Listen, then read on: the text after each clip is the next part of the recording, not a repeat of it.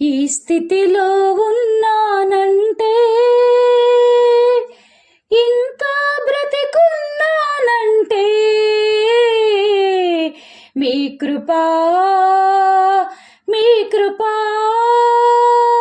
మీ కృపా యేసు, మీ కృపా.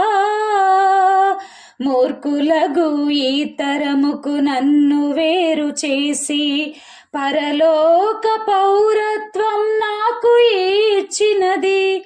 ఆమేన్. మూర్ఖులగు ఈ తరముకు మమ్ము వేరు చేసి పరలోక పౌరత్వం మాకు ఇచ్చినది. మీ కృపా, మీ కృపా, మీ కృపా యేసు, మీ కృపా, మీ కృపా.